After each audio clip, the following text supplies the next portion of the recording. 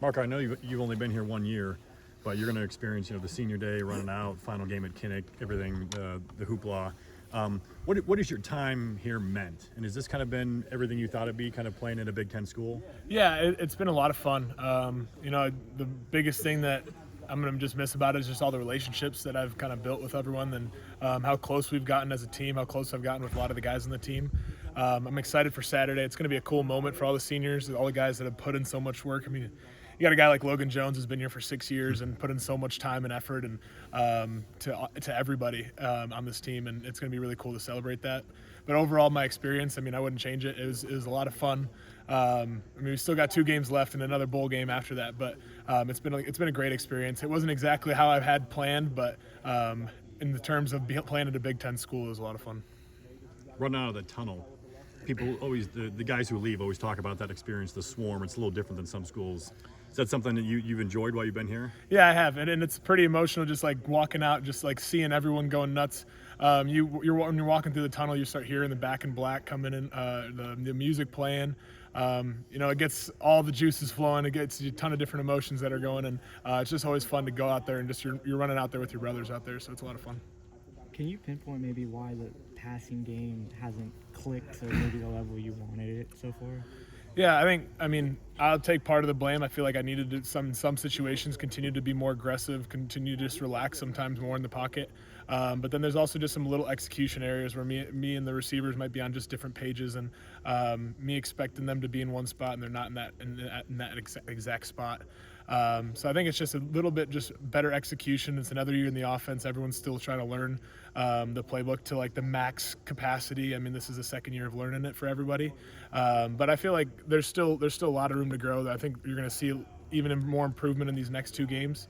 But there's still more to work with, I guess, if that makes sense. Do you think some of it just lack of time? Like you just haven't been playing with these guys, and you missed obviously the spring? Yeah, I think that can be a little bit part of it, but I think we did put a lot of time in the summer. We did put a lot of time during fall camp, a lot of time after practice, and it just really hasn't fully clicked yet. There's been a little bit of just a little bit something missing, I guess. So.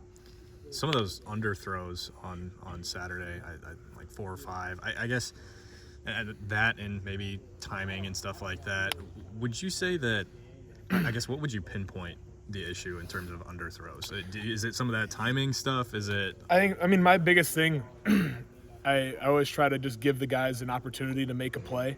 I try not to overthrow guys as much as I can, as much as possible. If I underthrow it more than overthrow it, the underthrowing is going to give the guy an opportunity. Obviously, there's one to Weege coming on a high cross. I just kind of end up pulling down on the arm. I got to just continue to focus on throwing the ball high and spinning it so it can get there, and the guy can end up making a reaction to wherever the ball's going. And it's just kind of me trying to give them an opportunity, and then obviously sometimes it just hasn't. I've just been pulling down to some bad mechanic stuff. Have you noticed the guys, 2 games left, some of the bigger goals are maybe out of the way, but have you noticed guys still bought in, no one really packing it in? Yeah, and obviously it sucks to have the top goals of what you wanted to at the beginning of the season. They're kind of gone now. But I think Coach Ferentz does a great job, especially in the meeting on Monday morning and even on Sunday after the game. He did a great job of just emphasizing what we still have here. We still got games. We still have a lot to play for in that sense, and just the guys that are around us. And it's sometimes, like, for me and for guys like Logan, for guys like Dunker, it's like our last 2 games. It's our last game at Kinnick. So kind of encouraging everyone else around us to kind of not just play for us, but I guess play for the bigger purpose of just the Iowa football 2025. Philly special play? Do you guys have a special name for that? And what was your reaction when that was called? I was pumped when it got called. I was looking forward to it. We had it in for the past couple weeks. We name a lot of our trick plays after bars in town. So this one was named after Stella. Right across the street. So, speaking of plays that Philadelphia has made famous, your guys' version of the tush push, is there a special name that you have for that, either incorporating like your name or Hayden's name? We just call it Adidas. That's just there's nothing specific about it, but like it's like a shoe brand. All the different types of sneaks that we have is just a different type of shoe. Oh. I guess so. Like those are different plays you guys have are named after different shoes? Yeah. I see. Even at a Nike school. I know. Well, we have one that is Nike too. Okay, There's just like a alright. bunch of different names. So if you can ever think of a shoe, we probably have a play for it. Walk me through that play because you've executed it a lot this year, either on the goal line or on fourth down situations. I feel like you're just kind of getting pancake between Logan Jones and Hayden Large. It seems like it'd be a potentially painful situation for you. Yeah, no, it's actually not as bad as you think it is. But when I'm getting up to the line of scrimmage, I'm always motioning Large into the backfield or one of our tight ends, and I'm kind of looking at trying to find a soft spot if I can. And sometimes their defense is like perfectly even. There's no soft spot. So I usually always try to follow. I always usually go to the right because I like holding the ball in my right hand. And Peep has a huge squat numbers. Lojo has huge squat numbers. So just being able to follow those guys, they're going to end up at least getting you a yard no matter what. Was that your first receiving touchdown in like your football career ever? No, I had a couple at SDSU as well. But, Okay. yeah. What's it take to get a receiving touchdown as a quarterback?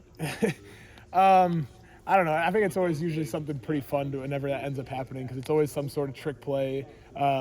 And, we always work on it in practice. You never know if it's actually going to get called in the game, and it's always super exciting because then you also get a receiver that throws a passing touchdown or a running back that throws a passing touchdown. So everyone's always usually having fun, and that's what makes football fun in the end.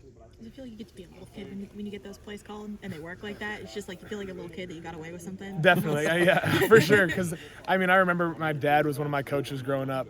He was the head coach of my like Pop Warner and like little league teams, and I remember always drawing up plays, trying to come up with some crazy stuff. And when he finally would like implement one, it'd be like the most exciting thing, and when it actually would work. And for it to like a trick play like that to work, it's always super exciting for everybody on the field. Thanks, Mark. Yep. What have you noticed about Michigan State defensively that they've done well this season? I think, especially on third downs, they've done a great job at just trying to confuse quarterbacks. They've been really successful on that side of things because they run a ton of different coverages on that side. Not a ton of different coverages, but a ton of different blitz looks. A lot of guys at the line of scrimmage, bringing some, dropping some guys out, playing a lot of man coverage. So you're making the ball come out fast because you got guys blitzing as well. So that's what they've done a good job of, and they have a really good scheme, a really complex scheme, which just makes it harder on offenses and defense, or harder on offenses and quarterbacks. I apologize that I'm probably making you into this again, but having just 1 year at Kinnick, what has that building meant to you to be able to have one more year, play Big Ten football, have the season that you have been having, and to be able to close out, your home game career in Kinnick on Saturday? Yeah, it's been a really fun year, and the thing I'm going to remember most is all the relationships that I've built with all the guys in the team, the times in the locker rooms, in the weight room, and even just like learning from great coaches like Coach Ferentz and Coach Lester, Coach Parker on the defensive side of things. It's just been a really fun experience. It didn't end up turning out the exact way that we were all hoping for, that we were all training for throughout the entire summer and spring, but I'm really looking forward to playing Kinnick for the last time. It's always been fun every single time we've done it, and hopefully we can put on a show for them on Saturday. Seems like you started to cultivate a connection with DJ Bonamy a little bit. Can you talk about his ascension over the season and him being factored into the game more consistently now? Yeah, he's a great player. He's a great athlete. He knows the game really, really well. And you can see kind of some spurts of how he was playing now when he was in fall camp. It just wasn't always super consistent at the beginning of the year. And now with a couple injuries, you had Addison out and he started getting a couple extra reps. And he's just taken advantage of every opportunity that he's gotten and just kind of ran with it. And has great hands. He runs great routes. He's fast. And he's a good playmaker for us. And he's going to be, I guess, he still has a lot of years left here. I think he's a redshirt freshman right now. So still 3 years left. He's going to be one of the next great Iowa tight ends, hopefully. Did you know he was a walk-on? I did not know that, actually. Okay. I did not know that. That's kind of crazy to be playing in your second year as a walk-on. That's something that you don't really ever plan for, but Right. It's pretty cool. I didn't know that. What would you say is like one of your favorite moments from this season that you'll like remember forever? I think one is just one of the that Penn State game probably is one of the biggest memories. Is just being down. We were down by 2 scores at one point in that game, and kind of one of the big things about Iowa is that the offense has never really been able to come back from deficits like that. Even that's just 2 scores, and to have the excitement at the end of that game to score with a couple minutes left, to be in a sold-out crowd in Kinnick, and to kind of do it with the guys that were there, the guys that are around me, and that just made it a lot more fun. It's a really large senior group. What's it mean to be part of that group? Yeah, it's special, and especially with a lot of these guys that have been here for so long. I mean, you got Ethan Herka, who's been here for 6 years. You got Logan Jones, who's been here for 6 years, and those are both two leaders on the team that have invested so much time, effort, invested into the relationships, into people, into the community as well. So it's special to be out there walking with those guys, but also with all the other seniors that are going to be have just spent so much time here and have really continued to build the culture and also leave their legacy to the younger guys on this team. Even though it's senior day, you guys still have 3 games left in the season.